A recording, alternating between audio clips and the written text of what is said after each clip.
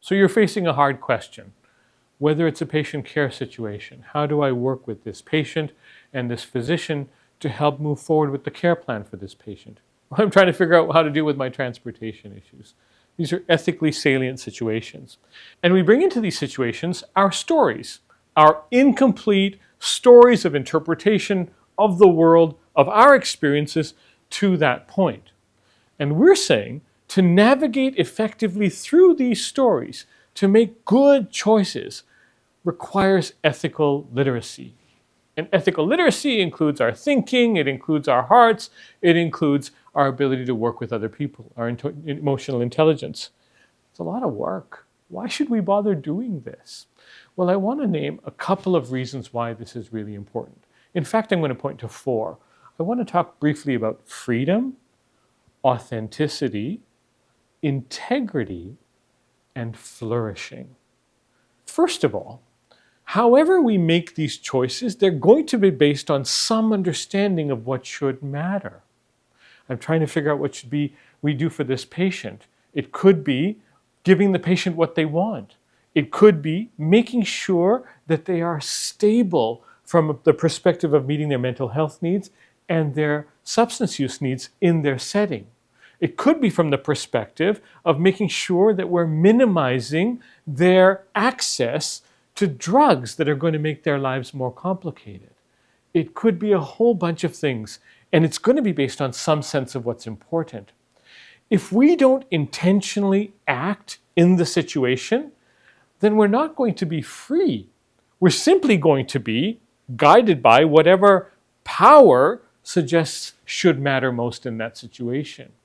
If we don't think for ourselves about what we think should matter, we're going to be simply guided by the influences that have been strongest in our lives. Freedom is about actually intentionally thinking about what should matter most, owning that, and making sure that that's what's driving our decisions. Authenticity is about making sure that our actions align with who we are authentically, what we really stand for. So we need ethical literacy to help us live authentic lives.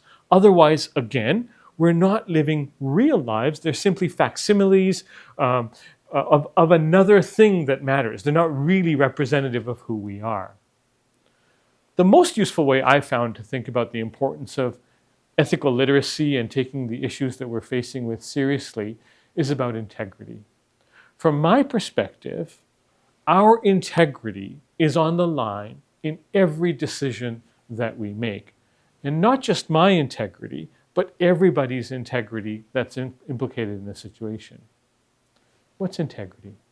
Well, one simple way of understanding the idea of integrity is what's called the formal notion of integrity.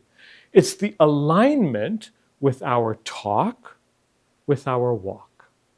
It's about understanding what should matter and then making choices and living in ways that align with that talk, what should matter.